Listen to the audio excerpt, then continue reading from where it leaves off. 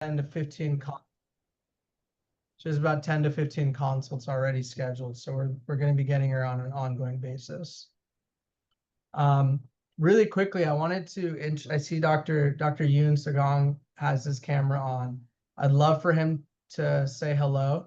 He is our oral surgeon. He's coming once a month for now and potentially more in our Sherman Oaks office. Doc? All right. Hello, everybody. Well, thanks for the great introduction. My name is Yoon. Yoon Sagam, I'm an oral surgeon. I guess, a quick introduction of myself. I went to UCLA for dental school, graduated 2014, and did a residency at Yale New Haven Hospital in the East Coast for 4 years. So I started working as an oral surgeon since 2018. So yeah, very excited to join the team. I just had my second day today, and it was great. It went very smoothly. Pretty much most of the requests that I made, just kind of based on how the first day went, everything was kind of granted and um, kind of applied. So had a nice day today. So I appreciate you guys kind of setting up a great day for me at Sherman Oaks. So hopefully, moving forward, we can kind of keep that up. And I appreciate you having me become part of the team. Thank you, Doctor. Yeah. Dr. Yoon does everything that an oral surgeon does. The cases that we don't want to touch, whether it's medical compromise or difficult extractions. He helped with a all on X case, a fixed case that he's working on with Dr. Puri Sr. on. He started that last month. So or we've also referred him some patients that are a little more difficult on the patient management side, so not necessarily the clinical. So he's very well spoken as well. So it's always nice to know you have him in your back pocket. So feel free to refer as much as you want to him. He does PRF, he does IV sedation. So anything you can think of, he can take care of. Absolutely. And then for the R1, the Ventura County region, Dr. Josh Helmstadter is going to continue doing a lot of wisdom teeth. He does probably 4 to 5 sets a week under IV. So continue referring to him. Patients love him as well. And if there's anything that he is not comfortable with, he's going to refer to Dr. Yoon.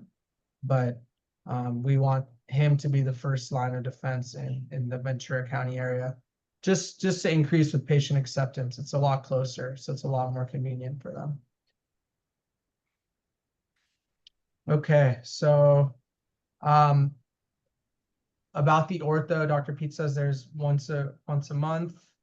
We want to refer. We want you guys to continue doing cases that you're comfortable with. So simpler cases, feel free to do Invisalign. We don't want to take that away from you. The more complicated cases or cases that you're not comfortable with, refer to Dr. Pizza. We have to think about the functionality. There was a case on Tuesday that I referred to her because this patient had a crossbite. She kept breaking a specific tooth. We kept recrowning it. So the long-term solution is ortho. So I didn't think she was going to do it. She was in her 60s, but she gladly took that referral. And I do think she's going to proceed with orthodontics there. So it's always good to have that conversation. Always good to have that conversation. Let the patient decide whether they want to do the treatment or not. So, okay. Dr. Kwan, are you here? I know you had a couple points, and then I wanted to share my screen about kind of touching on what you're gonna discuss. Yeah, I'm here. Yeah, I mean, for as far as endo goes, I just kind of want to reiterate just a couple of points from last time. If it's obviously if it's a complex case, feel free to refer to me. But if you're going to refer these endo cases to me, please make sure that the tooth is restorable and that the perio is sound. If there's caries under a crown, you know, for me to remove the crown and remove the decay, you know, I'm not going to be the one restoring the tooth. So what I consider restorable, you may not consider restorable. So if that's the case, then you should remove the crown, clean out the decay, and see what's left. And then if it's restorable, then I would gladly do the endo. And at least have the discussion with the patient if it's really questionable in terms of restorability and perio. Because it shouldn't be coming from me for the first time. And so the patient should be prepared when they come to see me, and just like they understand what's going to be involved with the potential long-term prognosis of the tooth. And again, they shouldn't really be hearing that from me. I shouldn't be the first one to tell them this. So again, restorative and perio, you know, these things need to be taken care of. Otherwise, the endo, I mean, there's no point in doing the endo. Does anybody have any questions? Oh, hi, Dr. Kwan. This is Dr. Puri. Yeah. You had a question about consults. Patients are getting scheduled with you for consults Oh, right. or original endo treatment. So you want to speak to that? Yeah, so so that was one more thing. If you know the patient needs endo, just can you tell them when they schedule the patient with me, to schedule it as a treatment, not as a consult. That way, the patient's coming from far to see me for just a consult, and my schedule is so busy. I'd rather just have them be put on the schedule as treatment if you know they need treatment. Otherwise, it's kind of wasting a lot of time for the patient. So if you know the tooth needs a root canal, then just tell them to schedule it as treatment, not as a consult. And then for retreatments, you definitely want to do a consult before proceeding. Yes, not every case is going to be retreatable. So please have them put it as a consult first if it's a retreat, so that I can assess if the tooth will even be retreatable. Okay. Yeah, I Good. noticed that. Yeah, I noticed that we're sending a lot of consults to Dr. Kwan. That's great. But if it is a treatment, it should be a treatment. So if the patient is in pain and your cold test and your percussion and everything's positive, let the patient know they need a root canal, and that Dr. Kwan will do it, rather than have a conversation with Dr. Kwan. We have to be a little more confident with our diagnosis. And like Dr. Kwan was saying, we are the ones who are restoring these teeth. So you might be referring them to Dr. Kwan.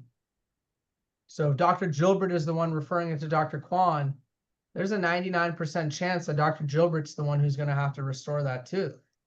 So we have to think about how we're going to, restore the tooth.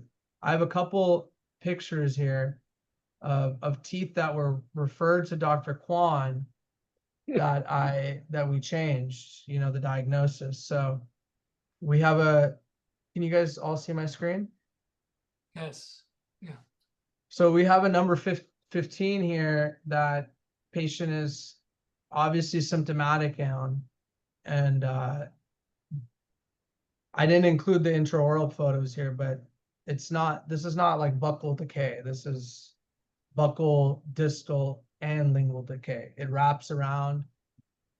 I mean, if you sound the bone here, you're definitely going to need crown lengthening. It's going to be a very, very, very full restoration. So this should not have been referred to Dr. Kwan. This conversation should be had with the patient of the pros and cons, and likely the patient would accept the extraction, which in this case it did happen.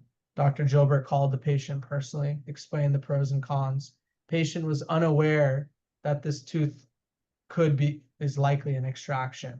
So we need to have these they're not easy conversations to let someone know their tooth is,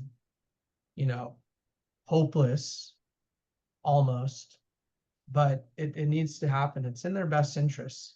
And later we can think about how we're going to restore it. I have a couple other cases. Here's another case. you know, obviously perio involved, you have root decay. It's a poor prognosis, and the patient wants to save the tooth, but it's not a, it was not discussed with the patient that it should be extracted. You know, once you remove that decay, you're gonna have to do crown lengthening on an already perio compromised tooth. And if you look around the rest of this x-ray, there's no other teeth. So, you know, why is it being referred to Dr. Kwan without the full So discussion? if Anish, if I can add a comment on that, you know, so it is good to have that conversation, let the patient know that this is a poor prognosis, a case like that. But sometimes the patients will insist that, you know, they're not ready for the extraction. At that point, when you're giving the referral, honor the patient's wishes in that sense. If you're referring it to Dr. Kwan, write in your prognosis that discussed with the patient poor prognosis. Patient wants to be reassured of the diagnosis or something to that effect. So Dr. Kwan is aware of it, and I'm sure he will. He won't feel like, okay, he's been given cases where it's like hopeless, but those should be far and in between. But most of the cases, you should have a definitive diagnosis to it. Yeah, definitely. Yeah. If the patient insists, then I understand, but we have to discuss potential extraction too. We have a tooth number 8 here. Obviously severely perio compromised. I assume there was some mobility on this tooth. So Dr. Kwan did not do the endo on this tooth due to it being poor prognosis. So we have to consider everything. And not just extracting the tooth, but we need to discuss how we're going to restore the tooth, right? Yeah, what are the restorative options on that? That should definitely be discussed, yes.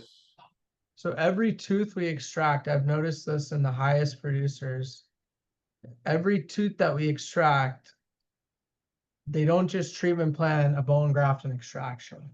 They also treatment plan an implant, and they also and or a bridge. So they're thinking the next step of how we are going to take care of this patient. And a patient appreciates that. No one wants to lose a tooth, but listen, there's a problem, we have a solution. Even a flipper while they decide. Yeah. Yeah, or even for posterior teeth, I always give a retainer as an option because teeth shift fast. If they can't afford the implant now, a retainer to hold the space for 2 years, that'll do it. Yeah, that's a good point. Yeah, great ideas, great options. Yeah, so you know, when cases like this come to me and I say the tooth, you know, the prognosis is not good, that they should really consider extraction, I always let them know that whenever we take something out, you should strongly consider putting something back in. Just don't leave the space empty. You should always try to replace the tooth. Yeah. This was actually my case, number 19. Sorry, where am I? That's number 18. Has a parl. Patient was asymptomatic, but clearly has a large parl there. So I scheduled it and put it on Dr. Kwan's treatment column, and he did the root canal same day. Patient was happy, and we didn't have any unnecessary visits. So if you are sure that there's a parl and it's an initial, go ahead, put it on the treatment column for Dr. Kwan. Couple other cases I just want to go over about, you know, how are we restoring these? So obviously there's some root decay here and it's a retreat. So we have to think about how we're going to restore it. Anytime it has these cast posts in there, that becomes very challenging for an endodontist to remove these. And so these are pretty hopeless cases. So I think it's good to be aware of these difficult issues. I also think that if you see a cast post like that, the amount of tooth structure remaining is probably very minimal. Yeah, Yeah, they wouldn't do a cast post unless it really needed it, because there's a lot of tooth structure missing already. Yeah, so for me to disassemble something like this, there's probably gonna be nothing left afterwards. Yeah.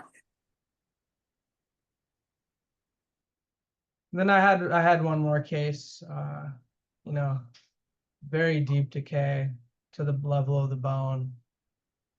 You know, we can do crown lengthening. We have a periodontist. So depending on the age of the patient, the other tooth, the actual, you know, we can restore difficult teeth. I'm not saying we have to extract all difficult teeth, but the conversation needs to be had with the patient of the pros and cons.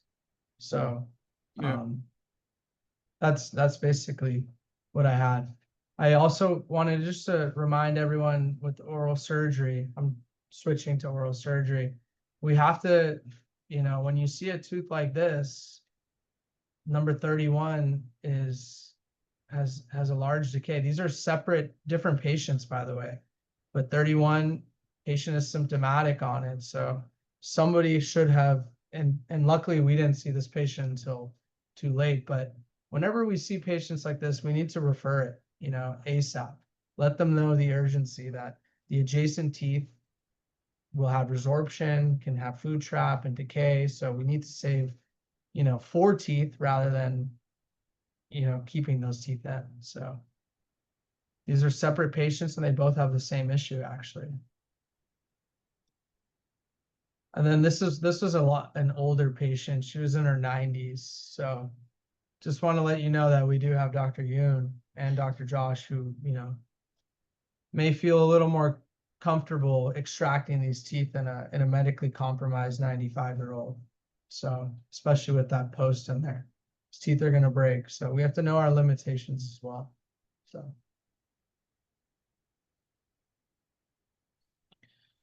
Okay.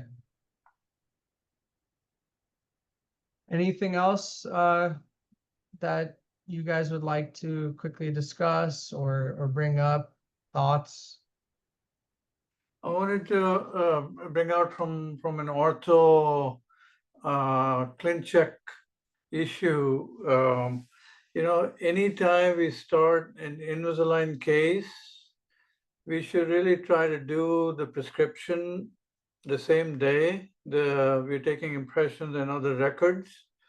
And then the turnaround period for a ClinCheck is within the next few days. They're pretty fast with that.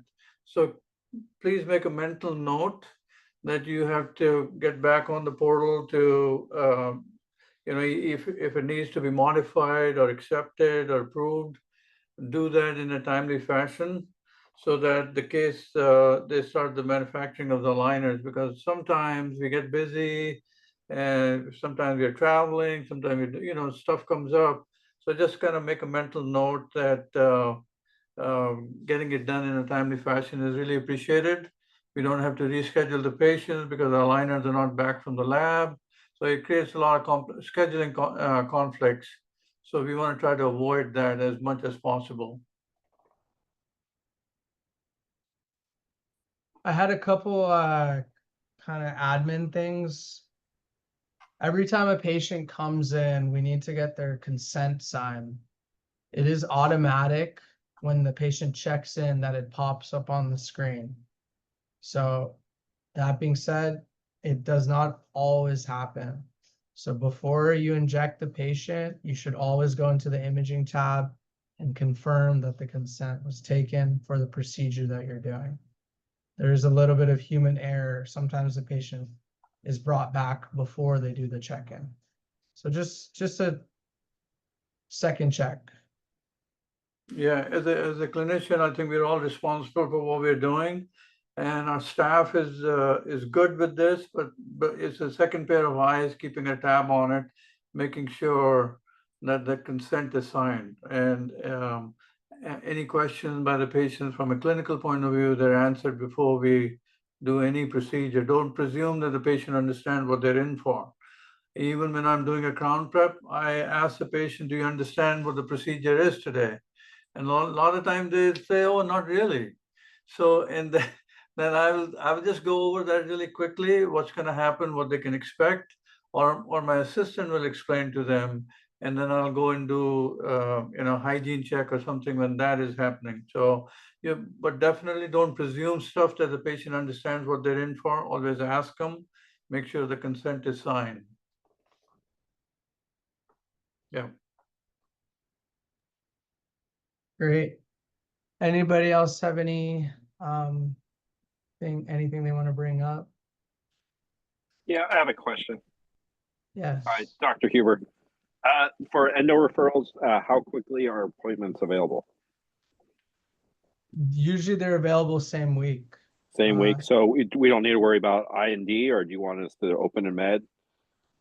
Depending on I mean, if the patient is in pain, I will always recommend an open and drain, open and med, just to get them out of pain. But Dr. Kwan is there 4 days a month, and Dr. Dean is there 3 days a month in the Ventura County area. So you have an endodontist essentially, almost 2 times a week. Okay. Or you have Dr. Kwan. Yeah. So they have availability pretty quickly if they need to. Yeah, the endo specialists have availability and they'll squeeze them in. But that being said, if it's Tuesday and Dr. Kwan is there on Friday, it's tough to be in pain for 3 days. Gotcha. And then the periodontist, how often are they available? Or if we need to do extraction and implants? Yeah, good question. The periodontist is there once a month, but a lot of the generals also do extraction and implants. So it depends on the on the case. location. Depends on the location, depends on Yeah. the case. So Okay. maybe we should have everybody know who the general dentists are who are comfortable doing extractions and placing implants. I think we should have a Yeah. list of guys who feel good with that, and so other people who are not comfortable with that, they can refer either to the general dentist or oral surgeon or periodontist, who's so depending on the case, depending on what they need. Yeah, that's a great idea. I'll write that list up. On last Friday, I believe there was a patient at Thousand Oaks who needed an extraction. Dr. Kwan saw the patient, but he was busy and obviously focuses more on the endo. We reached out to Dr. Josh. He was completely booked out. He was doing a lot of wisdom teeth. So then we ended up referring that same patient to Dr. Farnad in Camarillo. And the patient came and was really appreciative. So, we have the tools to take care of, everyone. Yeah. Okay. Great. I had a couple other points unless you Sean, you guys have wanna anything come? else? Yeah. You can come over here. Okay, sure. I have a really quick question. Sorry. Yeah, go ahead. I'm not sure if I should just text you guys about this, but one of my patients, her dog ate her Invisalign tray. So is there a way I can reorder that specific set, or? There is, yeah. I'll let you know how to do it. But the Okay, patient thank should you. go back. They should go back. So if the dog ate tray 7, have her in tray 6, and we'll Mhm. reorder 7 and can give her 7. Okay, perfect. Thank you. Just wanted to mention a couple things from my side. First of all, just reiterating what Anish said, I wanted to showcase some of the things we're working on the marketing side to generate new patients and kind of bring that in. So let me show my screen, because it's a very different side of things than what we're doing in the chair every day and some of the progress we've made. So can you guys see that, my screen here? Yeah. Yeah. So these are all of our sub websites. I was explaining actually to Dr. Josh the other day. We have websites for every office, if you guys can see. Thousand Oaks Dentist, Best Dentist Santa Monica Dental, Best Dentist Beverly Hills. And all of these are starting to rank for organic keywords. which is a strategy we started about 3 months ago, pretty advanced, what I call tent and pole strategy. Not many of our peers are doing this. So if you look at one of the websites, the types of keywords that we're ranking for organically on Google are exactly the high intent keywords we want. Santa Monica Dentistry, Santa Monica Dental, Santa Monica Dentist. And you can see that we're starting to rank on the second page within a month of starting the strategy. We're building out each of the sites individually with a team of 5 people. So this is going to, give a lot of fruits to us in 6 months, 3 to 6 months when we start ranking on page 1. The second thing I wanted to showcase was our organic traffic on our main website. We're tracking keywords at the office level on clovedds.com. Each of our websites has a location page, which you can see here. And I would encourage patients to actually go on the mobile site or on the website, schedule your visit here. They can click here. These go directly on the appointment book. 10% of our patients are booking through this right now. And that number, my goal is to get that to 50%. Those patients are the ones showing up for appointments. They're people that are serious to come. Your no-show rates are lower. Your production per patient is higher. And because they made the appointment, they know when it is. And they get a series of kind of reminders for their appointment coming up. So if you're with a patient or as doctors, we set the flow of the office, I highly recommend you kind of direct patients to this, or you can always book online, even your friends. I'm referring my friends to Clove, all of them. And when I tell them, they ask me how to book a visit, I just give them the website link. Something I highly recommend for you. The last thing I wanted to mention here is if you can see some of the stats, what we've done. Just 3 months ago, our traffic was 3,700. If you guys can see this, today we're sitting at 7,400. We have doubled the website traffic in 3 months. And if we look at the last 12 months, 12 months ago, our organic traffic was about 650. Today we're at over 10x. And you guys can see that since March, there's been an acceleration in our organic traffic. We're also ranking for about 5,000 keywords. It's up 1,000 keywords in the last month. So I'm going to expect this to continue accelerating. It's a ton of work. We've got a team of 10 people who are working on this. I've been doing this for about 2 years, a lot of the nurturing to drive this, but we are really at an inflection point. So I ask all of you as doctors and to kind of catch these leads, right? These new patients that are coming in. It's a ton of work for us to get them, and you're going to see them in your offices. Right now, our offices are seeing on average 15 to 20 new patients a week, which the average dental office is seeing 15 to 20 new patients a month. So we're 4 times the average office.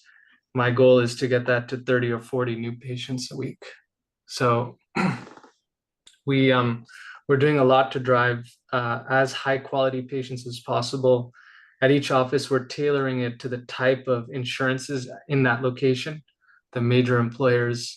We're driving as many PPO and cash patients as possible to every office. And I watch this basically every day. So just wanted to give you guys a quick overview behind the scenes of one of our departments. Yeah, the work is very, it's complex for sure. So we appreciate you doing it. I know when I'm working, I see at least 3 to 4 new patients a day. So you're doing a great job. And these patients all have work. They want to get something done. And even if they're not PPO or cash, if they're Denti-Cal or anything, they have extractions, they have crowns, they have work. There is disposable income. So we can all produce. We can definitely produce. Just to give you guys an idea of some of the keywords that are our highest performing keywords: orthodontist near me, dental emergency near me, dentist near me, emergency dentist, root canal specialist. We're getting hundreds of clicks on these a day at this point, to give you an idea. So people are clicking on that. They're coming to our site, they're booking an appointment, and then they're coming in, not really sure what they're needing, but they're coming in with pretty high intent. They have some pain. And as doctors, it's our job to figure out, how to get them out of that pain, right? Two more administrative points I wanted to make. One, for any schedule changes, we ask all of our team members, including myself at this point, setting a good example by emailing the admin team, admin@CloveDDS, if we're planning to take time off, or we have something, happening in our lives, or something around holidays or vacation, please let us know as soon as possible in advance so we can find replacements, or we can keep the office open, or we can work with you. Many of you have been very flexible in that regard and helpful, but it's just a best practice. What we do is what our staff will do. The doctors lead the office, they build the culture. So that email is just admin@CloveDDS. They're super responsive. They probably emailed you a lot for this meeting. They're an amazing team. Once they kind of can see that you respond quickly, they will stop bugging you. You can trust me on that. They've done that to me too. But let's lean on them and use them as our support system to kind of make sure the offices are always coordinated. The second thing is we have that email, care@clovedds.com. Right now, all our offices, when we get a record request, we have to make sure that our front office is submitting that to care@clovedds.com, because we have a responsibility to send patients all their medical records, but we want to do it in a way that is compliant, which means the patient has to fill out a flex form.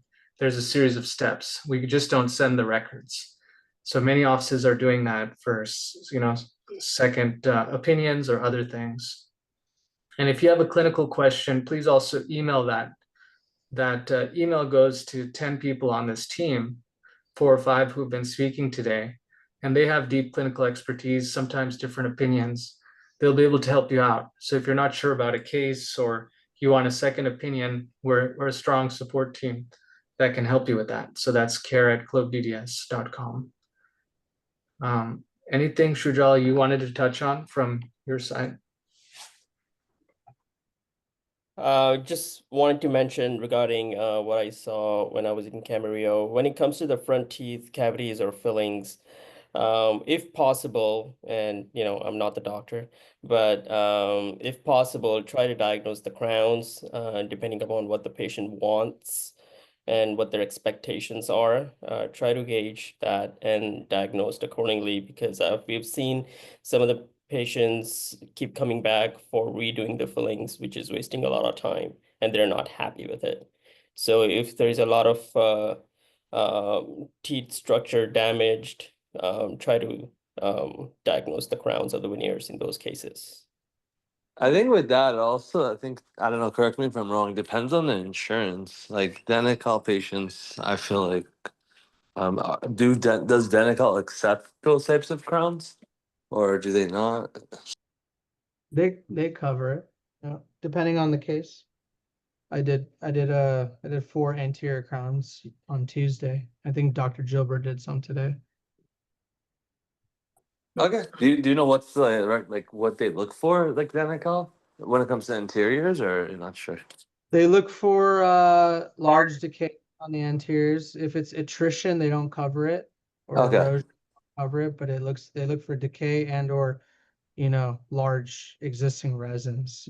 Okay, got it. Thank you. Yeah, I just wanted to touch base, Ishan, on that online scheduling. Yesterday we were in River Park. We were trying to fill the last gap for hygiene at 4:30, from 4:30 to 5:30, and one of the patients scheduled at 4 o'clock. Online scheduling at 4:30. He came in, filled out the forms right away. We were able to do prophy, and he scheduled for SRPs and fillings at the same time. So this online scheduling is great. It's working. Sounds great. Yeah. All right. And if there is a procedure you're doing and you're running into some issues, or you have an unhappy patient, or you're not meeting up to the expectations of some patients, and you really do not have an idea how to deal with it, I think we should have a system where these doctors can reach out and maybe we can give them an input how to handle that redo or some broken filling or some other issue where the patient is not happy with it. You know, I think, Anish, do we have a system in place, or Sujal, where people can discuss it privately, confidentially? I'll be happy to help out wherever I can in these kind of conditions. So we have that email, Carrot Club BDS, which you get all the emails, and there are 10 of us that do. So the first person that sees it that's available can call the doctor from there Yeah, so in real time. yeah, you can, yeah. So I want that done promptly in a timely fashion by all doctors. Don't let it slide. And if addressed properly, effectively, timely, it's always a better result. And you know, so we definitely need to have something in place where anybody can reach out. Particularly, I'll be happy to, you know, volunteer my time and know-how in this, and we can put our own heads together and solve that issue, because we definitely want patients to be happy. I mean, it's difficult to make everybody thrilled, but you want to try your best. And if there's a situation arising, we want to handle it correctly. There's no sound. Right. Hmm? No, Shujal, I think you're on mute. Hey, Sujal, you're on mute. Yeah. Sorry, Yeah. not sure. But so I was gonna say, flyer is posted for with the care meeting, the phone number, the email, in the front office somewhere at all locations. I know for R1 region, it is posted on the wall, so Yeah, it's there at every for office. doctors. But we'll send out the notes after this with the 2 links, the 2 emails I talked about. And we'll also send the recording of this call in case anybody wants to review it. And the exciting news is we're going to be giving out in the future CE units for these. When I've been reaching out to professors from UCLA and USC. So if you have contacts who can speak to us clinically, I'd love to talk to them. I'm just kind of cold reaching out, but I know many of you went to those schools, or if you have other people who would be interested to speak to us for 15-20 minutes about research-based methods or something new, it's a great community to talk to. You can connect them to me, because we will be able to give out CE units for these monthly sessions through that. There's a note here saying Dr. Sidhu would like to go over night guard notes. What is the question regarding that? Dr. Sidhu, are you here? I don't think Dr. Sidhu was able to join today, Dr. Puri. But Okay, he was pretty much mentioning the night guard protocol that we talked about in 2 meetings before. But she's not here today, I think. okay, maybe we can discuss it privately with her. Sure, yeah. Okay. All right, anything else? Is Anish, you're on the call? I'm here, yeah. Okay. All right, guys. Before we leave, I just wanted to mention period charting. So I've been noticing for all the new patients that we're seeing, the period charting is not being done, which for the reason when we send out pre-approvals for SRPs, for especially for Deni-Cal patients and other procedures, it's coming back to us to do the period chart, which is delaying patients' treatment. So as doctors, if you do see the new patients, I kindly ask to do the period chart, especially for Deni-Cal patients. Well, for everybody, my For everyone, yeah. input would be, I think, as a baseline, Yeah. protocol, a period charting is a very handy tool. Do that. I know it takes a minute or 2 to do it. Have an assistant help you with that, and she can put that in the chart. You call out the numbers, but I think it's a great clinical protocol to do for every new patient. And if need be, follow that up on the 6 months or 4 months recall. if need be, yeah. Yeah. Okay, Last point I wanted to talk about was our in-office products. Every office has a series of products. The take-home whitening kits, which we are giving to new patients in the office who bring in a flyer that's $49 and very high quality with, I think, 3 refillable syringes. We have the Sonic Electric toothbrush, also $49. We have our own branded water pick flosser, and we have in-office whitening as well. So we're gonna send the notes out with all of this, so you have it as well as the recording. Anything else, Shudal, you wanted to touch base on? No, I'm good. Thanks, Okay. Ishan. Sounds great. And thank you all for joining, and we look forward to seeing you next month on the last Wednesday of the month. Thanks, guys. Thank Have you a all. great evening. Thank you. Bye. bye. Thank you, guys. Bye, thank you. Bye.